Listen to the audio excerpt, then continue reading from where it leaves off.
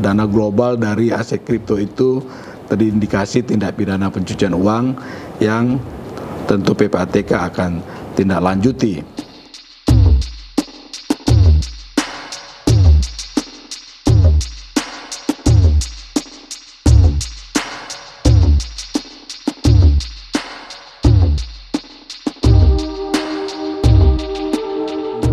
Data Crypto Crime Report menemukan ada indikasi pencucian uang melalui aset kripto ini sebesar 8,6 miliar US dollar di tahun 2022. Ini setara dengan 139 triliun rupiah secara global.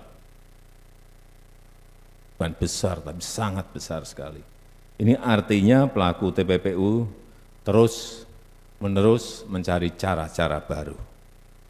Nah, ini kita tidak boleh kalah canggih.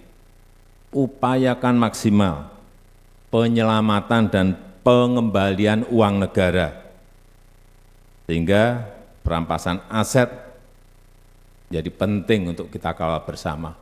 Kita tahu, kita telah mendorong mengajukan undang-undang perampasan aset pada DPR dan juga undang-undang pembatasan uang kartal ke DPR.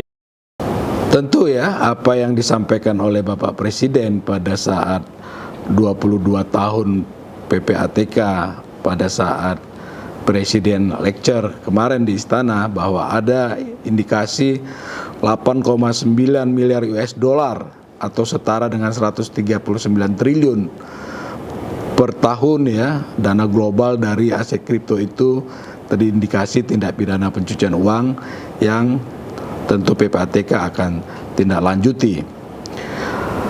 Dan juga jauh sebelum itu PPATK sudah membuat National Risk Assessment (NRA). Tahun 2015 PPATK lakukan NRA, kemudian diperbarui lagi tahun 2019. Bekerjasama dengan Bapepti kita melakukan pemetaan ya dan mitigasi resiko dari perdagangan dari aset kripto ini.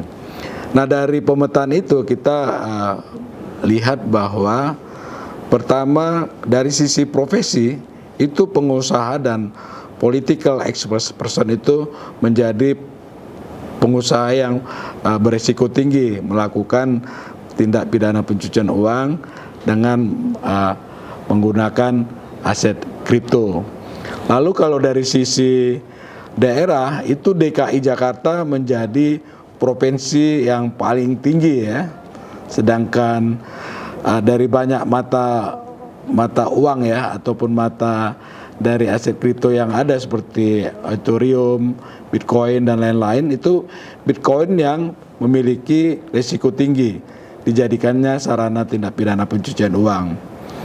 Lalu kemudian dari jasa itu kita lihat ada jasa penukaran ataupun exchange dari aset kripto ini menjadi mata uang fiat yang beresiko tinggi. Sedangkan kalau dari tindak pidana asal itu kita lihat ada kejahatan di bidang narkotika, psikoterapika, dan korupsi merupakan tindak pidana asal kejahatan dari pencucian uang yang menggunakan aset kripto.